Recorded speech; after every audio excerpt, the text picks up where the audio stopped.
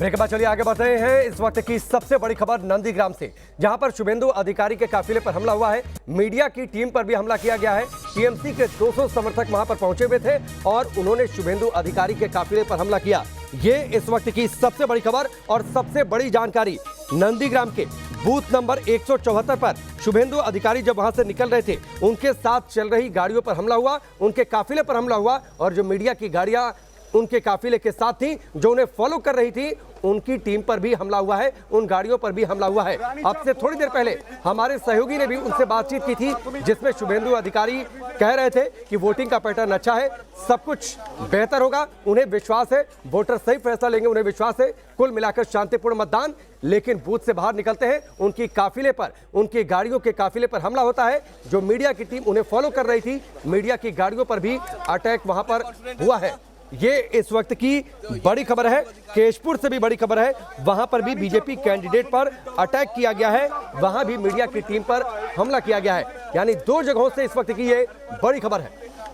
शुभेंदु साहब, बहुत सारे बूथों पर आप घूमे हैं, सब कुछ ठीक ठाक? 60% पोल हो गया। कितनी उम्मीद है इस 6 घंटा में 60%? बहुत अच्छा भाई, बेटा फैलो ना नाम। यानी आप पूरे आश्वस्त हैं कि अब जीत बीजेपी की और आपकी होगी? नहीं, वो तो वोटर ठीक करेगा। मेरा उम्मीद सी है, वोट ठीक ठाक चल रहा है। अभी तक जो आपने घूमा है, बहुत घूमे आप, कई बूथों पर गए, सब जगह क्या लगा आपको? हाँ, तमाम बूथों का दौरा किया आपने, सब जगह जायजा लिया, क्या लगा आपको यहाँ के रुझान से, आज के रुझान से? आज का क्या लगा? जैसे कई सारे बूथ पर आप घूमे अभी एक के बाद एक, तो उसमें सेंट्रल पैरामिलिट्री फोर्स और इलेक्शन कमीशन ने पूरा टाइट कर दिया गुंडा को। अच्छा, उसका फायदा लोग हो रहा है, लोग वोट डाल रहे हैं ठीक से। यानी सेंट्रल पैरामिलिट्री फोर्स लगने से फायदा हुआ है और वोट डाल रहे हैं। अभी तक 60% वोट हुआ इनका कहना है और बीजेपी जीत रही है। वीडियो जर्नलिस्ट विकास राय के साथ विकास चंद, न्यूज नेशन, सोनचूरा बाजार। विकास चंद्रा की बातचीत आपने सुनी। विकास हमारे साथ फोन लाइन पर जुड़ चुके हैं। विकास, थोड़ी देर पहले आपने बातचीत की थी, क्या जो हमला हुआ है शुभेंदु अधिकारी के काफिले और मीडिया की टीम पर, ये इस बातचीत के बाद जब बूथ से बाहर निकले थे उस दौरान?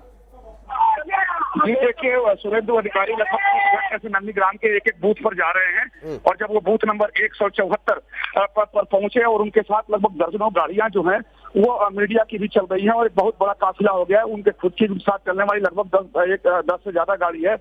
ऐसे में 174 पर जब पहुंचे, वो निकलने लगे तो टीएमसी समर्थकों ने जय बांग्ला का नारा लगाना शुरू किया और जो पीछे जो गाड़ियां मिली उनको लगभग 4 गाड़ी थी, जिस गाड़ी पर उन लोगों ने पथराव किए और फिर गांव के अंदर से 174 नंबर बूथ के आसपास के लोग फिर लाठी डंडों के साथ आ गए वहां पर और बाकी आगे काफिला निकल गया। उसी काफिले के साथ मैं भी था, तो पीछे जो गाड़ियां थी वो बुरी तरीके से फंस गई और वो उन लोगों जो गाड़ियां थी वो हिंसा की शिकार हो गई। अभी शुभेंदु अधिकारी से इस पूरे मसले पर मैंने बात किया तो उन्होंने साफ तौर पर आरोप लगाया कि जय बांग्ला का नारा लगाने वाले लोग हैं, ये सभी पाकिस्तानी लोग हैं जो जब ममता बनर्जी के इशारे पे काम करते हैं। उन्होंने कहा कि इसी तरीके की ये लोग गुंडागर्दी कर रहे हैं और उन्होंने ये कहा कि मुझे जानकारी मिली है, मैंने पुलिस से भी इस पूरे मसले पर बात की है। तो अभी लगभग 3-3.5 घंटे से शुभेंदु अधिकारी घूम रहे थे। विकास, जो पीछे 4 गाड़ियां थी जिनको आप बता रहे हैं कि वो हमले का शिकार हो गई, क्या किसी को गंभीर चोट तो नहीं आई है? उनमें मीडिया की भी गाड़ियां थी? जी, जो चारों गाड़ी पीछे थी वो सभी मीडिया की ही गाड़ी थी, क्योंकि जो सबसे ज्यादा गाड़ी शुभेंदु अधिकारी के साथ काफिले में चल रही है वो मीडिया की ही गाड़ी है और वो सारी गाड़ियां जब आगे निकल गई तो उन जो पीछे 4 गाड़ियां छूट गई थी उन गाड़ियों को उन लोगों ने निशाना बनाया है और वो लोग गाली देते हुए सभी मीडिया कर्मियों को गाली दे रहे थे कि सभी बिकाऊ मीडिया है और ये लोग बीजेपी को जिताना चाहते हैं। तो इस तरीके की बात कर रहे थे और जय बांग्ला के नारे लगा रहे थे और भी जो टीएमसी के नारे हैं उसको लगा रहे थे। ये तो गनीमत है कि बाकी काफिला आगे निकल गया, लेकिन गाँव की तरफ अंदर सिर्फ काफी संख्या में लोग लोहे के रॉड और लाठियों के साथ दौड़ते हुए आ रहे थे। लेकिन शुभेंदु अधिकारी जिस तक 2-2 मिनट सब जगह रुक रहे हैं वो रुके, उनका काफिला चला तो हम लोग भी उनके काफिले में आगे बढ़ गए। लेकिन जो पीछे गाड़ियां थी वो 4 गाड़ियां और बूथ नंबर 174 के पास अभी भी फंसी हुई है। शुभेंदु अधिकारी एक जगह रुक करके पुलिस से बात कर रहे हैं, पुलिस को वहां भिजवाने की वो कोशिश कर रहे हैं कि जो मीडिया की गाड़ी फंसी है, जो हमला हुआ है, तो किसी तरीके से जो मीडिया कर्मी है उन्हें बचाया जाए। यानी दूसरे शब्दों में से ये कहा जा सकता है कि शुभेंदु अधिकारी के काफिले पर यह बुलाया, क्योंकि जो मीडिया की गाड़ी चल रही है तो उस काफिले का हिस्सा ही है। तो कह सकते हैं कि ये एक तरीके से शुभेंदु अधिकारी के काफिले, निश्चित तौर पर शुभेंदु अधिकारी के काफिले पर हमला हुआ जिसमें मीडिया की गाड़ियां भी फंस गई, उन पर भी अटैक किया गया है। सारे मेहमान बने हुए हैं। अवधेश जी, थोड़ी देर पहले मैं शुभेंदु अधिकारी के बॉडी लैंग्वेज, उनके कॉन्फिडेंस, उनकी बातों पर चर्चा कर रहा था आपसे, लेकिन देखिए उसके बाद बाहर निकलते हैं, अलग अलग बूथों पर जा रहे हैं, 200 समर्थक हाथ में लाठी डंडे रॉड लेकर आ जाते हैं और काफिले पर हमला कर देते हैं। इसे कैसे देखा जाए? क्या ये फ्रस्ट्रेशन है? देखिए, पहली बात तो है कि मुझे आश्चर्य ये हो रहा था कि ममता बनर्जी से सीधा टकराव लेने के बावजूद सुबह से 12 बजे तक अभी तक शुभेंदु अधिकारी पर किसी पर के खिलाफ कोई हिंसा क्यों नहीं हुई? हम लोगों ने चुनाव देखे हैं, तो इसलिए ये जो अभी जो कुछ थोड़ा बहुत जो हमला किसी गांव में हुआ है, इससे ये मेरे लिए अस्वाभाविक नहीं है, सामान्य है। लेकिन इसके देखिए दो मायने हैं बहुत साफ। एक कि जो लोग पश्चिम बंगाल में मतदान केंद्रों से मतदाताओं को डराकर, धमकाकर, भगाकर और बलपूर्वक अपने पक्ष में मतदान करते और कराते थे, वो सफल नहीं हो रहे हैं। और वो सफल नहीं होने की खीज में उन लोगों को लगा है कि ये यही है शुभेंदु अधिकारी, मारो मारो मारो, और लाठी भाला सब लेके निकल गए। और मीडिया पर तो गुस्सा है ही है, क्योंकि मीडिया वहां इस बार जिस ढंग से मीडिया ने पश्चिम बंगाल की सच्चाई को दिखाया है, उस ढंग से हम लोगों ने 2006 में भी नहीं दिखाया था, 2011 और 16 में भी नहीं दिखाया था। तो वो शिकार होना। लेकिन ये फिर मैं कहूंगा कि पश्चिम बंगाल की, चाहे वो वामपंथी शासन हो या 2 बार से ममता बनर्जी का शासन हो, वहां का चुनाव जिस प्रकार से हिंसा, धांधली और एक प्रकार से कहिए कि वो चुनाव होता ही नहीं था अगर उसकी दृष्टि से देखे।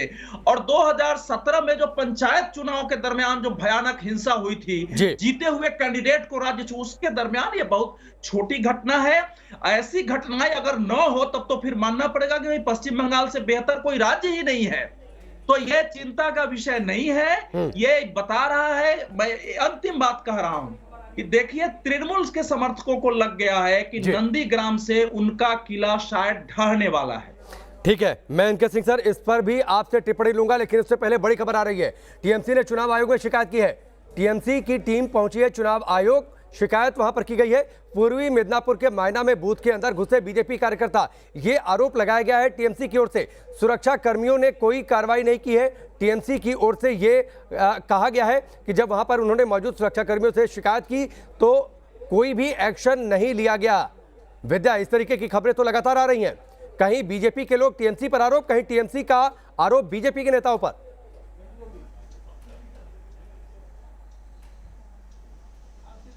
और अब जबकि चुनाव हो रहे हैं, वोट के लिए लोग पहुंच रहे हैं पोलिंग बूथ्स में, तो ये जो प्रक्रिया है उस प्रक्रिया से अलग हटकर अब दूसरे रास्ते पर कैसे पॉलिटिकल बैटिंग की जाए, कैसे पॉलिटिकल बॉलिंग की जाए, वो तमाम पार्टियां कर रही हैं। लेकिन एक बात यह है कि देखिए, पश्चिम बंगाल में जो क्राइम की बात कर रहे थे, जो हमले की बात कर रहे थे, पश्चिम बंगाल में इतना घुमा हूं, पश्चिम बंगाल के तमाम आंकड़े और डाटा भी मैंने खूब खंगाले हैं, तो मैंने एक चीज जरूर देखा है इसमें राकेश, कि पश्चिम बंगाल में दूसरे तरह का क्राइम बहुत कम है। लेकिन जब भी पॉलिटिकल बातें होती है, पॉलिटिकल कोई प्रक्रिया यहाँ पर हो रही होती है, तो तब यहाँ पर लोग जो है पॉलिटिकल क्राइम बहुत ज्यादा, बहुत तेजी से करते हैं, बहुत आक्रामक नजर आएंगे, तुरंत वो गुस्सा होंगे, तुरंत वो किसी हद तक चले जाएंगे। और उसी की तस्वीर हम देख रहे हैं। आज हम ये सोच रहे थे कि सब कुछ शांतिपूर्ण तरीके से हो रहा है, लेकिन देखिए शुभेंदु अधिकारी के काफिले पर हमला कर दिया गया, जैसा कि आप दिखा रहे हैं, हम बता रहे हैं अपने दर्शकों को। लेकिन साउथ 24 परगना, जहां काफी संवेदनशील ये इलाका माना जाता है, इस तरफ की अगर हम बात करें राकेश, तो यहां पर शांति है। देखिए, यहां पर शांति होने की एक बड़ी वजह यह है कि ये जंग का वो अखाड़ा नहीं है जो नंदीग्राम बन गया है। नंदीग्राम में आन बान और शान तीनों की लड़ाई हो रही है। नंदीग्राम जिसने जीत लिया, समझिए उसने। ठीक है विद्या, मैं आपको रोकता हूं। शुभेंदु अधिकारी इस वक्त कुछ बोल रहे हैं, सुनते हैं उनको। सामने कुछ नहीं किया, मैं वापस जाने के बाद थोड़ी देर पहले किया। ये आप पूरा देश को जानना चाहिए, पश्चिम बंगाल में जंगल राज चल रहा है। जय श्री राम। तो शुभेंदु अधिकारी को आपने सुना, पश्चिम बंगाल में जंगल राज चल रहा है। जैसे उन्होंने बातचीत खत्म की, जय श्री राम का नारा भी लग गया। एनके सिंह सर, जिस तरीके से शुभेंदु अधिकारी पर हमला हुआ, जिस तरीके से केशुपुर में बीजेपी कैंडिडेट की गाड़ी पर हमला हुआ, वहां भी लाठी डंडों और बांस का वहां पर भी इस्तेमाल किया गया है, जो जानकारी आ रही है। चुनाव के दिन, वोटिंग के दिन इस तरीके का हमला, फ्रस्ट्रेशन या फिर जो बात जिसका जिक्र अवधेश जी कर रहे थे थोड़ी देर पहले, कि दरअसल जिस तरीके से डरा धमकाकर वोटिंग करवाना जो पैटर्न रहा है पश्चिम बंगाल की चुनावी सियासत में, वो इस बार नहीं हो पा रहा है, उसका फ्रस्ट्रेशन ये।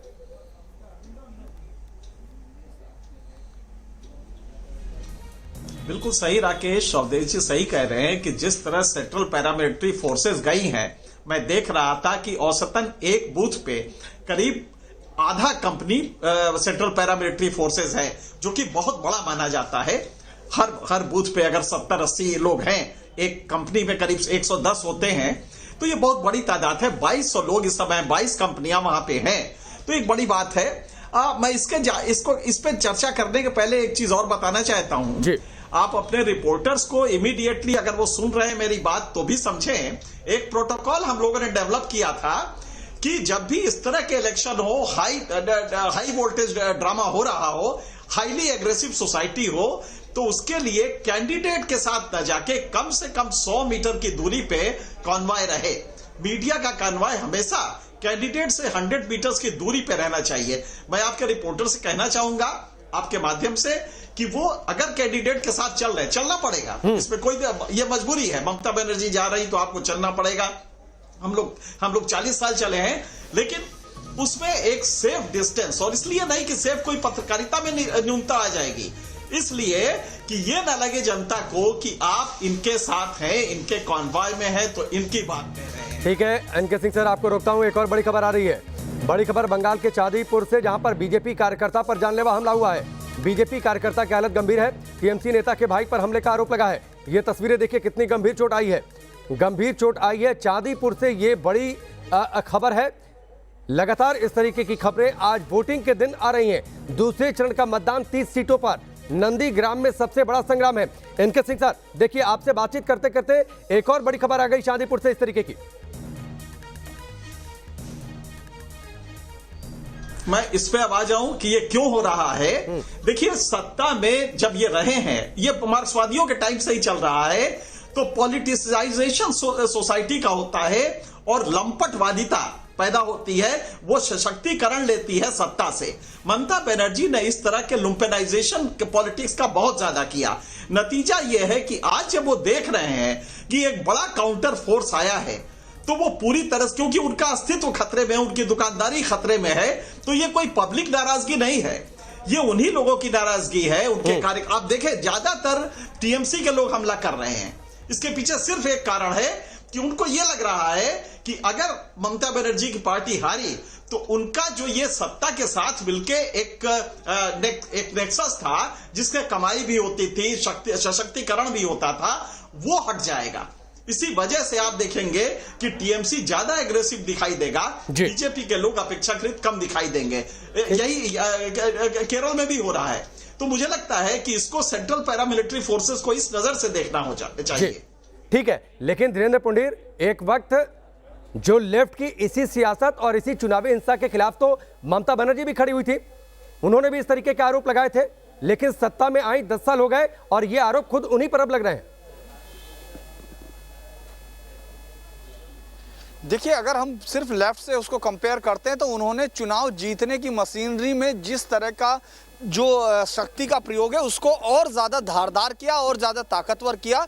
2018 के पंचायत चुनाव अगर हम गौर करते हैं तो लगता है कि जैसे यहाँ उस समय कोई भी लोकतांत्रिक चुनाव नहीं हो रहा था। जिस तरह की हिंसा थी, जिस तरह के तमाम उन पर न पर्चे दाखिल करने दिए गए, न वोटिंग करने दी। और उसके बाद अगर आप देखते हो 2019 के बाद सिर्फ बीजेपी अपनी तरफ से कहती है कि 129 कार्यकर्ताओं के उनकी हत्या हुई है। इसको अगर हम देखते हैं तो टीएमसी ने जिस तरह की एक कल्चर खड़ी कर दी थी, मतलब जो लेफ्ट का एक पूरा सिस्टम था, उसमें और धार दे दी, यानी उसको और ज्यादा क्रूर बनाया और ज्यादा वो बनाया। अगर आप ये देख रहे हैं, आज शिकायतें कर रही है टीएमसी के शिकायत करने का मतलब है सीधे तौर पर कि उनको ये फील हो रहा है, जनता की हीट फील हो रही है, और इसीलिए वो आप देखेंगे उसमें पदाधिकारी शामिल हैं। मतलब सीधे तौर पर अगर हम लोग याद कीजिए, आप सोमेंदु का जो फर्स्ट फेज में जब उसके भाई पर, जो कि सोमेंदु चेयरमैन था उसका और एजेंट था, जब उस पर उसकी गाड़ी को याद कीजिए जब अटैक किया गया था, तोड़ा गया था, उस वक्त भी यही था, क्योंकि वो निशाना बनाने वाले ब्लॉक प्रमुख थे, यानी डायरेक्ट सीधे जुड़े हुए पार्टी से अधिकारी हैं।